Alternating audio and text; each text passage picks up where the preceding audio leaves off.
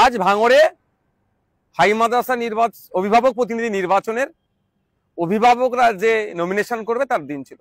Indian secular ফ্রন্টের পক্ষ থেকে 6 জন অভিভাবিকাকে ঠিক করা হয়েছিল এই অভিভাবক নির্বাচনে প্রতিদ্বন্দ্বিতা করার জন্য। আমরা খবর পেয়েছিলাম ইতিপূর্বেই যে এখানে তৃণমূল কংগ্রেস শওকত মোল্লার নেতৃত্বে একটা অরাজকতা করতে পারে, নমিনেশনে ডিস্টার্ব করতে পারে। আমরা লোকাল প্রশাসনকে জানিয়েছিলাম, লোকাল প্রশাসনকে বলেছিলাম আমরা যে প্রয়োজনে তাহলে আমরাও জমায়েত করব। ভাঙড়ের জমায়েতের দিকে তো আইএসএফ পিছিয়ে নেই, তখন প্রশাসনের পক্ষ থেকে জানানো হয়েছিল কেউ জমায়েত করতে পারবে না, সবাই শান্তিপূর্ণভাবে এসে জমায়েত, যার অভিভাবকরা তার প্রস্তাবকদেরকে নিয়ে এসে নমিনেশন করাবে। প্রশাসনের কথা মতো আমরা কেউ জমায়েত করিনি। আমাদের পার্টির আলোচনার ভিত্তিতে যে কেউ আর কারো আসার প্রয়োজন নেই, যে 6টা প্রার্থী আর তার প্রস্তাবক নিয়ে 18-20 জন যেটা আছে সেটাই থাকবে। আমরা কি দেখলাম, প্রশাসন যে কথা ডিরেক্ট বলেছিলেন আমাদের জন্য, সেটা হয়তো বিরোধীদের জন্য সে কথা তারা রাখতে পারলেন না। তৃণমূল কংগ্রেস বেশ কিছু জায়গায় জমায়েত করেছিল, বাইরে থেকে লোক নিয়ে এসছে, ক্যানিং পূর্ব থেকে জীবনতলা থেকেও লোক নিয়ে এসেছিল, শওকত মোল্লা সাহেব নিয়ে এসে এখানে উত্তপ্ত করার চেষ্টা করছিল সকাল থেকে। আমাদের যখন যারা অভিভাবকরা তাদের আপনার প্রার্থী প্রস্তাবকদেরকে নিয়ে থানার ওখানে পৌঁছায়, একটা পয়েন্ট করা ছিল, ওখান থেকে আমরা একসাথে গিয়ে আমাদের মাদ্রাসায় গিয়ে নমিনেশন দেবে। আমরা ভিডিও দেখতে পেলাম, আমাদের কাছে ফুটেজও আছে। থানার মধ্যে থেকে তৃণমূল কংগ্রেসের আহসান মোল্লার নেতৃত্বে, যে আহসান মোল্লা শওকত মোল্লার ঘনিষ্ঠ, তাদেরকে টেনে বার করে নিয়ে যে মারধর করার পরে প্রশাসন সবাইকে যাদের আক্রান্ত হয়েছে, যারা থানার মধ্যে ছিল, থানার কম্পাউন্ডের মধ্যে ছিল, তাদেরকে বার করে দিল, মারধর করেছে, মহিলারাও বাদ যায়নি। প্রশাসন বললেন যে কাউকে জামায়াত করতে দেব না, নিশ্চিন্তে থাকো। প্রশাসনের কথায় আমরা কোনো জমায়েত করলাম না, উল্টে আমাদের কর্মীরা, আমাদের অভিভাবকরা আক্রান্ত হলো। আমরা এই বিষয়টা ছাড়বো না, আমরা এই বিষয়টা ছাড়বো না।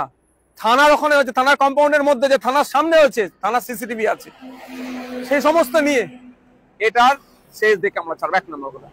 2 নম্বর কথা হচ্ছে, শওকত সাহেব গণতন্ত্রের কথা বলে, শওকত সাহেব বাংলার কথা বলে, অনেক গল্প শোনায়, বিনা একটা সামান্য মাদ্রাসা নির্বাচন।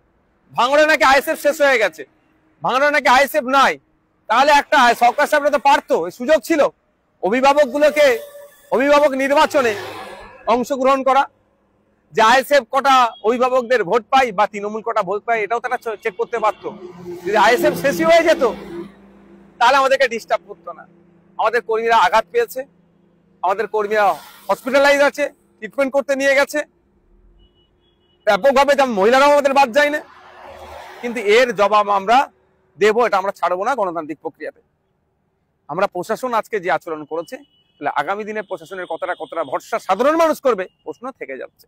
এবার আসা গেল শওকত মোল্লা সাহেব এখন একটা বোম মেরেছে, আইএসএফ এর নামে দোষ দিয়ে দিচ্ছে। আমরা ভুলে যাচ্ছি না, 1 মাস অতিবাহিত হয়নি, রাজ্জাক খাকে যখন খুন করেছিল, সে স্পটে দাঁড়িয়ে শওকত সাহেবকে বলেছিল আইএসএফ এর কাজ, নওশাদ সিদ্দিকীদের কাজ। আর গ্রেফতার কে হলো? শওকত ঘনিষ্ঠ মুফাজ্জল থেকে শুরু করে তৃণমূলের একাধিক নেতারা গ্রেফতার হলো। এক্ষেত্রেও পুলিশ যদি সঠিক তদন্ত করে কারা বোমাবাজি করেছে, কারা ভাঙড়কে উত্তপ্ত করার চেষ্টা করছে, তাহলে দেখা যাবে শওকত সাহেবের ঘনিষ্ঠ লোক অ্যারেস্ট হচ্ছে, গ্রেফতার হচ্ছে বোমাবাজির কারণে। শওকত সাহেব দ্বারা যখন গণতন্ত্র আক্রান্ত বিপন্ন, সেই সময় শওকত সাহেব দেখছেন একটা বোমাবাজি করিয়ে দিয়ে আইএসএফ এর নামে দোষটা চাপিয়ে দেবো। বাংলার মানুষও বুঝতে পারছে, ভাঙড়ের মানুষও বুঝতে পারছে ভাঙড়ে কে অশান্তি করছে এবং নটোরিয়াস ক্রিমিনাল সার্টিফিকেট কার আছে আর কে বোমবাদী, এই সার্টিফিকেট মমতা ব্যানার্জি দিয়েছে।